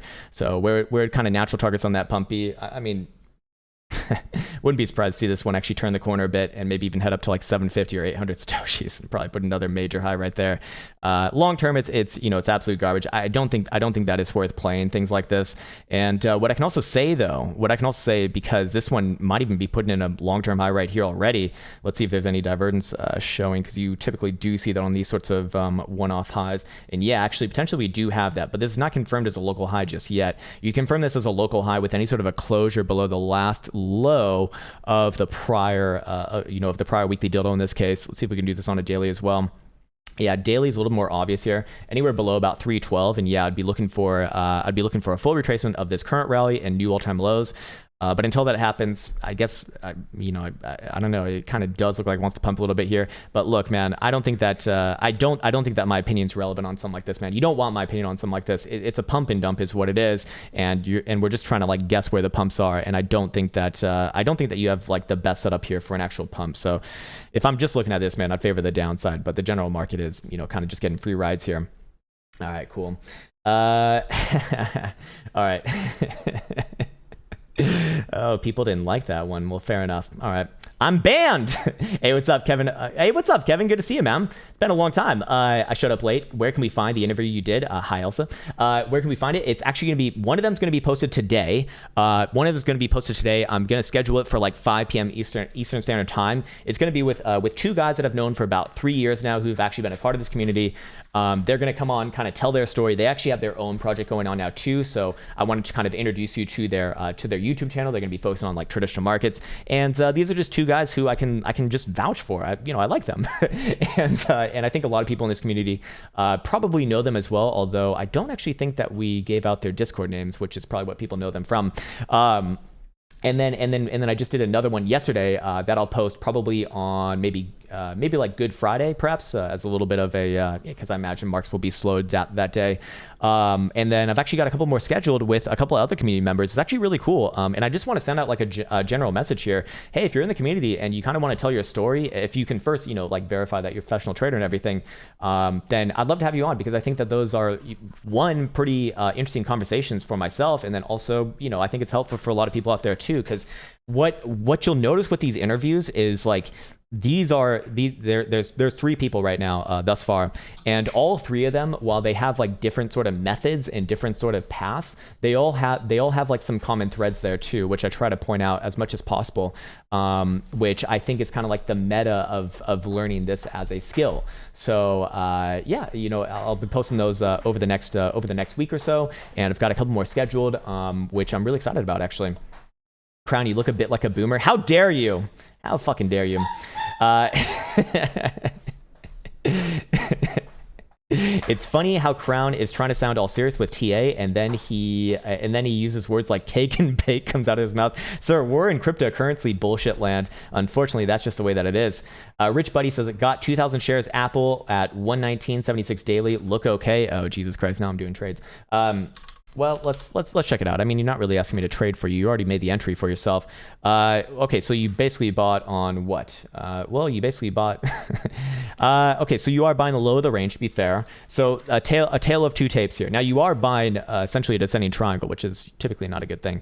Now you are also buying a very long-term, extremely long-term, strong uptrend. So which side are you playing here? How long are you thinking? I don't fucking know. You didn't really identify that. If I'm actually looking at this as it is, I do think that it probably tries another rally here. Now, here's the thing. You do have obvious declining highs, and this would be a descending triangle in the short term. Long term, again, is just one massive uptrend. Here's what I can say about this. Any sort of a daily closure above 124.5, I'd be looking for this one to continue the uptrend. Short term would probably have a move towards like 133.5. Long term would just be continuation of all-time highs. Here's the thing, and here's the big thing. Any sort of a closure below the 200 simple right here, or any sort of a wick lower than what you saw on 8th of March, I'd be looking for this one to break down and play at a big pullback over the next month or two, down to like $100 base, probably play out a big bounce right there. But if we go here to the monthly, I imagine this will help with some biases, and yeah, based off the monthly, I'd probably be looking for a bounce first, to be honest with you. I mean, I'm not one to be bearish on something like this. This is like the antithesis of a shitcoin chart, right? It just goes straight to the upside. It only goes up. It only fucking goes up. So if you're going to err on this side, you want to err to the upside, of course. Let's see what the quarterly looks like as well. Let's see. We got the quarterly right here. Yep, quarterly is, well, at least for all intents and purposes right now, a bit of a backfill. So yeah, I do favor next short-term move to the upside. All right, cool. Chucky says, can you please look at SHGFF? And how about just one at a time for everyone, man? Because we have to be considerate of everyone's time, of course. But we'll look at SHG. Jesus Christ, man. FF. This sounds like some OTC bullshit. Oh, how do you fucking guess? It's OTC bullshit, of course. Quarterly's good. Weekly is probably a bit it's long-term toppy, short-term bouncy. Based off the weekly, I'd probably be looking for the next short-term move to try a little bit of upside here, but I do think that this one is long-term toppy, to be honest with you. Why is the daily only giving me this? Hey, this is very strange. This is what I hate about OTC garbage, man. Okay, why am I only getting this on a daily, but on a monthly I'm getting all this history? That's very concerning. I don't like this thing, man. I really don't like this thing. It probably has another rally back up to like a little bit north of $1, but we're not even getting clear charts on this. You shouldn't be taking my opinion on this. I don't know what the fuck TradingView is doing with this, but whatever it is, it's a bad feed, and we really have a limited history here. If we go down to like a 4-hour, we only get this. If we go to a daily, it's the same thing. It literally looks like the same fucking chart. Yeah, something weird's going on here, man. I'd have to say that I respectfully have no opinion on this. Short term probably does rally a bit. I don't know about long term because it's not consistent there. It's not consistent, unfortunately. Krown, why do you refuse to show us Hex? I literally showed you earlier. The fuck, man. Oh, you gotta love it, Pedro. Pedro's on top of his game today, baby. He's on top of his game. Much love to Mr. Pedro. Do we have Nimbo here too? Let's see. Galactic Traveler says, Krown, good day, sir. Would you be so kind to give your thoughts on 1USD 4-hour daily? Sure, man. 1USD. Okay. This is Harmony, and I believe Harmony was on the top 10 losers list today. It's a loser. Probably not, though. I mean, this has long-term been pretty fucking good, to be fair. And actually, one of the best charts that we've seen today as well, in fact, when you really pull it all out. And of course, when in doubt, pull it out. Bit of a weekly backfill here. I'd probably be looking for a short-term bouncy bounce. Again, very similar to a lot of the other charts that we've seen. You see just a general uptrend here. I am happy to be bullish on this thing, as long as it's especially above the 236 fib retracement right here. I am using this kind of opposite way, so it's probably gonna be like a 942 in that case. That's gonna be like what, 16 and a third cent. Got a general uptrend going in from our last few lows right here, right around the 55. I'd generally be favoring the upside here, to be honest with you. This is one of the better charts actually. Now on the other side, if you do break this trend line, if you break below that prior low at 1630, that would be the big warning signal that this thing's about to get a major markdown all the way to. I would be looking for a move actually all the way to about 11 cents. Do I think that's what's happening here? Probably not. No, but especially if Bitcoin lifts off here as well. But if Bitcoin does turn down, yeah, I'd be looking for this one to come back down to about 11 cents. But again, not I'd err on the side of the upside in general in the market for now. Hey, what's up, Carson Sue? Much love to you as well, sir. Serperator says, hey, Krown, Galaxy on TSX. Okay, this is Mike Novogratz firm. Let's see, GLXY. Okay, this is Canadian stock. Let's go to a daily. Looks like general continuation to me as well. Maybe short-term high, short-term toppy. Wouldn't be surprised to see it come back down to like 21 and a quarter. But it sounds like you're more, long-term oriented here with a weekly look. I'm actually going to put this on a monthly here.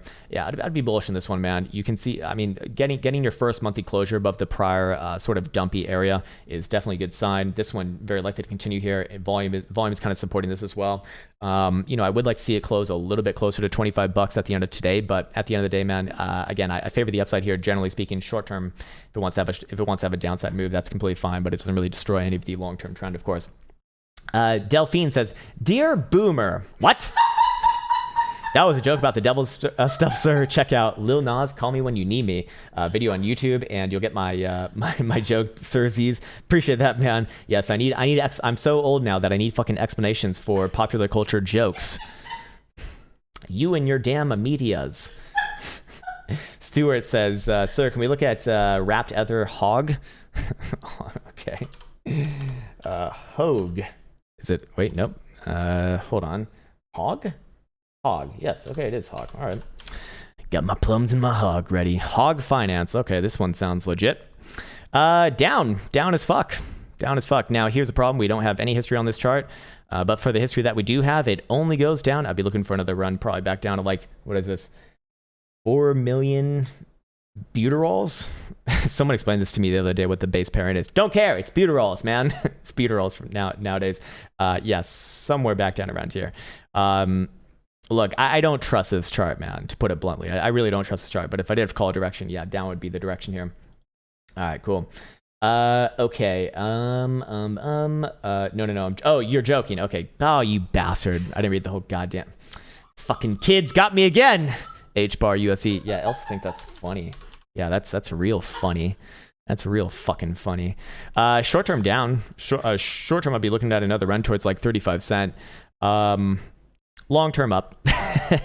Long term looking good, man. In fact, actually looking at the daily, I might even take that back, man. Daily is clearly continuation here.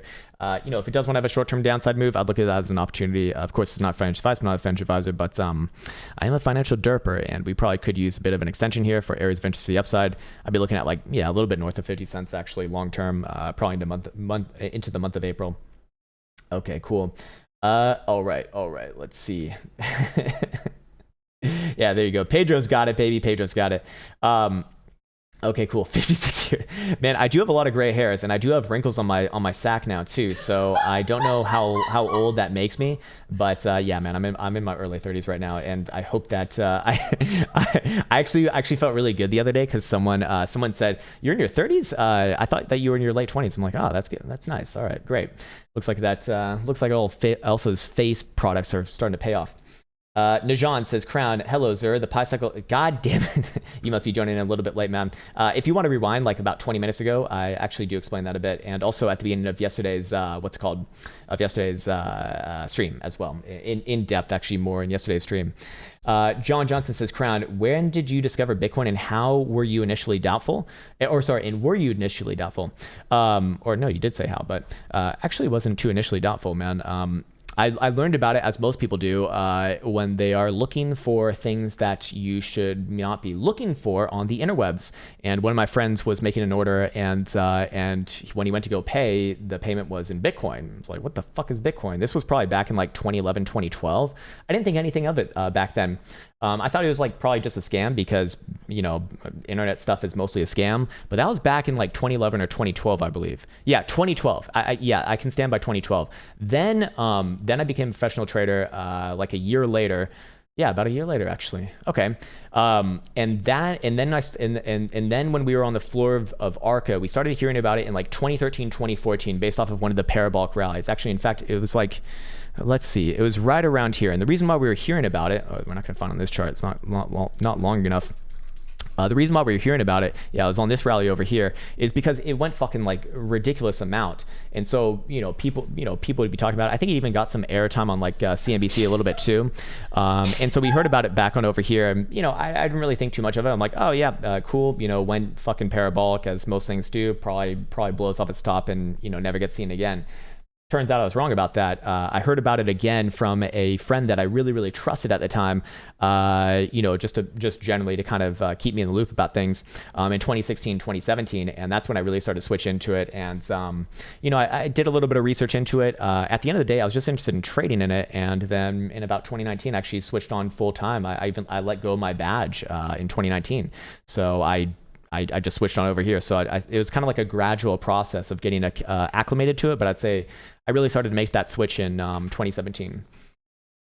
Okay, cool. All right, let's see. Sir, Google says you're 59 years old. God damn it. Alex Rodriguez wants to look at Kati. That is a Finnish name actually. Kati. This one right here, or are you talking about this one right here? Capital Com. That sounds strange. We can look at this. Whatever the hell this thing is. Up, however, long-term down as fuck, long-term ugly as hell, but short-term up. Wouldn't be surprised to see this thing put in a run all the way up to like 10.75 to $11 region. This is clear continuation right here on higher term timeframes. So yeah, I'd be looking for an extension of this run, probably up to like what is it, like 11, Yeah, about 11ish region. Do I see Mark B here? Mr. Plum Man is here. Mr. fucking Plum Man is here. You bastard. What's up, Elizabeth? I see you. Dean Davies says, Krown, I look so much younger than you, bro, and I'm nearly 35. Hey, what the fuck, man? It's the beard, right? Right? Buteral USD daily. Yeah, man, we actually already looked at it. It's following whatever Bitcoin does. I don't think Buteral is as strong here. But you can see clear higher lows, see clear ascending triangle at the top, the top side. If you do want to be looking at this through bullish goggles, that also does mean anywhere below our last higher low at about 1600. And I switch on to full on bearish on this baby, looking for big moves down to like 1200. But I don't think that's what's happening, man. I think it's just easier to look at Bitcoin for direction here. Okay, can you look at Ethereum again? It's breaking out. Sir, what the fuck is breaking out about this? Get off the... Here, this is what encrypted broker is likely looking at. It's probably looking at like a 30-minute... It's breaking out! Holy shit! We just saw... 0.5%! Whoa, fuck, man! You don't even know what this thing looks like on a 5-minute. Holy shit, another breakout! No, man, this is not breaking out. This is following right now. It's certainly not leading. I'd look for Bitcoin to give the direction here. Ethereum is clearly still consolidating, man. Dude Daddy says, Krown, off topic. Do you believe Crypto really makes $1 million trades, or is it all fake? No, I think he does. I think he does, man. Like, he's made so much money from his Bybit referrals, and I don't think I'm saying anything out of turn here or anything that he probably hasn't revealed himself, although, feel free, Chris, to tell me if I'm wrong on this one, man. But, he was making a shit ton of money off the Bybit referrals, so that would give him a little bit of capital to play with, and then, he was pretty aggressive with buying those longs. I believe, he was showing trades from like the early teens. Yeah, it's a little more for show, obviously, but it's respectful as well. Like, yeah, I do think that I do think that he has that money. But it's also kind of strange because like he's also starting to err a little bit more on the side of like Instagram traders, in the same sense that like they don't really it's almost like they want to show off their lifestyle more than what they want to show off on the charts. But fair enough, I do like him as a person, even though sometimes I'll poke fun at at the whole style. But that's just like a YouTube game, that's just a bit of a YouTube game, and in that that is his game. Like, he will tell you first and foremost, like, that is his business. So I don't have anything bad to say about that. And yeah, I don't really have any real reason to believe that he isn't making those trades either. It doesn't mean that they're all going to work out. I mean, I think I saw the other day that he longed the Elon Moon's news, which was just a straight fucking nosedive. So I mean, fair enough. I don't really keep up with this stuff as often as I should in order to like accurately judge it. So take anything that I say with a grain of salt, pretty much about any other YouTuber for that matter. New 510 says, Krown, bro, I watched a documentary on Netflix about people killing whales. Whale? Fuck you, whale. How SeaWorld Sea's looking. Actually, my cousin works there in Hawaii, which is actually kind of cool, man. She's a dolphin trainer. I'm not even fucking joking. It's pretty awesome. She's always wanted to do it, so some more credit to her as she gets to live out her dreams, I believe. Actually, I don't know if she's still doing it, to be honest with you, but I haven't spoken with anyone in my family in like years now. Anyways, looking at this right here, yeah, it looks like it's pulling through, man. I mean, you do have a clear break of the prior long-term downtrend range. That would be that move above 36 3/4 here. I look at this first and foremost as a consolidation at a high level. Probably be getting continuation. Monthly is clear the continuation. This one's seen its damage already done. I think that this one's going to see some upside from here long term, if that's what you're looking at. I think I missed another one over here as well.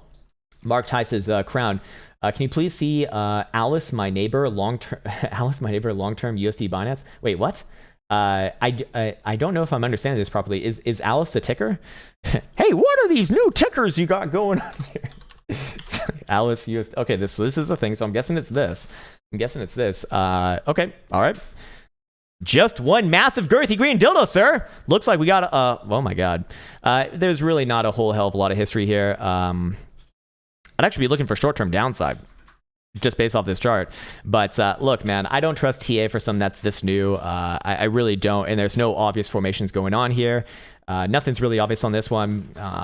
If anything, I'd actually be looking for a short-term downside move like 13 and a half, 13 and 3/4, 13 and a quarter, something like that. But I don't trust this. Way too new, man. So I have to humbly say this is a good amount of I don't know on this one, sir. Let's see. Trigger Max, I get this question a lot, man. Sir, why did you quit working in the States? Was it just tired of making others crazy money? Tired of making others crazy money and decided to go on your own? Also awesome, but I'm not expecting an answer. I can answer that, yeah. So why did I quit working in the States? Well, those things aren't necessarily mutually exclusive. I actually did have the freedom to kind of move around my own stuff when I was working traditional markets, but I was trading a joint account with my mentor essentially, who's kind of like I guess I was just trading from his account essentially. That's how I got started. So why did I stop doing that? Well, for one, I wanted to do my own thing, man. Eventually the idea is to kind of evolve into your own trader. It's nice to start. I honestly really strongly suggest starting out with if you really are truly interested in trading, try to get in with a quant firm, try to get in with someone who actually knows what the fuck they're doing, learn from them, whether you want to call them a mentor or not, that's up to you. I mean, that's kind of like a dirty term nowadays because I really hate this about online, man, but like these business mentors just absolutely destroyed the internet, I think. But that's a topic for another video, perhaps. Anyways, my point is that actually really strongly suggest if you are first starting, get in with a quant firm so that they can actually teach you their ways, successful ways, or get in with some sort of a prop shop, or if you can, an investment firm as well. That will serve you. But at the end of the day, the idea is to evolve from that because you want to be your own person, or at least I imagine most people want to be their own person. Obviously, there are going to be some people who just want a consistent paycheck, but once you see the inside of that world, you realize that a consistent paycheck is it's not a real thing anyways, because these firms blow out all the fucking time, and so you might think that's something steady, and it's probably not. I mean, people generally think of like a 9-to-5 job as steady, but look, in coronavirus dump times, well, that's not necessarily true. I mean, as we've seen, many businesses going under, so I might even argue that it might be more along the lines of anti-fragility, referencing another Nassim Taleb sort of concept here, that it's better to it's better to kind of simplify so that there's less variables that could be getting in the way. So why did I switch out? I just thought that there was more opportunity, more freedom. Yes, I did initially take a bit of a pay cut, and there's a lot more pressure on myself as well, but I found that was more rewarding and more fulfilling at the end of the day, so that's why I did it. Let's see. Phil Birchfield says, can you look at OGN USD 4-hour daily, please? Okay, OGN, symbol OGN USD, 4-hour daily, Binance, okay, Origin Protocol. 4-hour looks fine. Daily's continuation. Yeah, this thing's making new all-time highs. This thing is quite literally in the process of making new all-time highs. Yeah, I'd be looking for continuation here. Do we have any targets to give to the upside? I can give some areas of interest, perhaps. Something like this would be relevant here. Let me just bring that down. We'll do something a little more muted. $2.50 would be a big area of interest there. Big area of interest. So I do still think that has a little more upside here in the short term, but $2.50 is kind of where I'd be looking towards. Okay, let's see. Oh, wow, we're already an hour 45 minutes into this. Okay, I'm wrapping this shit up, man. Sorry about that. It's way too fucking long. Okay, cool. Let's go back on over here. Let's go to the lower term conference. Do we even need to wrap this bitch up, or? Oh man, we're gonna have to go across all the major indices, huh? No, we don't need to do that. Let's just focus on Bitcoin here. All right, let's wrap this bitch up. Wait, this is wrong. Oh, there we go. We're on the wrong time frame. There we go. All right, so let's go back here to CME.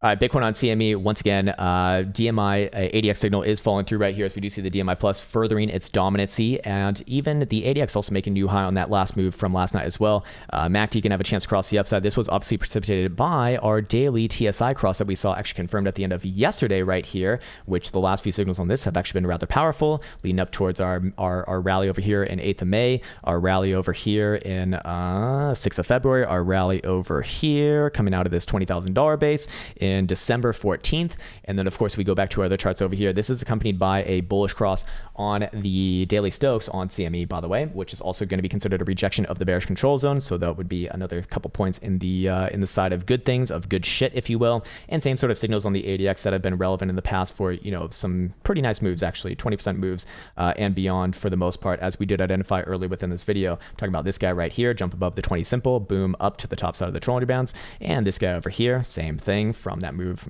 Well, basically the same thing, $35,000 all the way to, what is this, like $55,000. Same thing over here, basically the same moves essentially. On top of that, we do see a bit of a bullish reaccumulation formation, and actually might even be resolved as of yesterday. So if this is going to play as an ascending triangle, which right now I would say that the volume signature on this is very much skeptical that this has actually seen its full on resolution yet, but this is the first day, and usually you give it about 48 hours before really declaring it failed or not. But the way to kind of declare this one failed or not is more or less the same. As long as we are living above that broken trend line to the upside, 58,800-ish region, then I would be looking at this as general continuation here, and we do have a measure move based off the ascending triangle reaccumulation all the way up to the 3.618 Fibonacci extension. So that is good confluence on that side as well, and also in line kind of with the other momentum oscillators that we're looking at right there.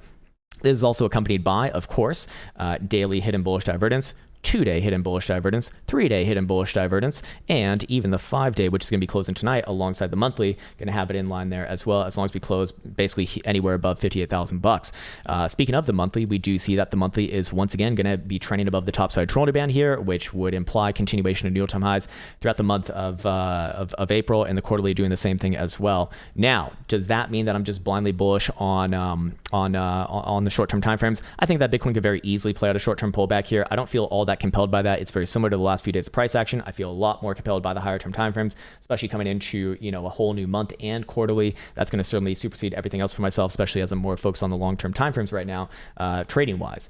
Short-term timeframes, though, I would essentially be bullish on just about every timeframe as long as Bitcoin is above the last higher low here, based off of 57,200-ish region, meaning that if Bitcoin does close a 2-hour or 4-hour delta below there, I would be looking for a greater pullback, probably back down maybe like 54,500-ish region, maybe probably around 54,500-ish region, and then reassess from there. But at the same time, we did see that inverted head and shoulders, start to move in that direction. And if you are playing the inverted head and shoulders here, you would essentially be looking for continuation before an actual reversal on that same time frame. So our last higher low, again, 57,200 is going to be that sort of marking point. And as long as above there, I just generally favor the upside targets, which obviously if this target does get met, that's going to play into the daily for CME being resolved here too. And generally I'd just be looking further north into the month of April. So with that said, I do want to wish you the best and the happiest. Be back on a little bit later. Going to be back on Twitch today as well. So with that said, take care and see you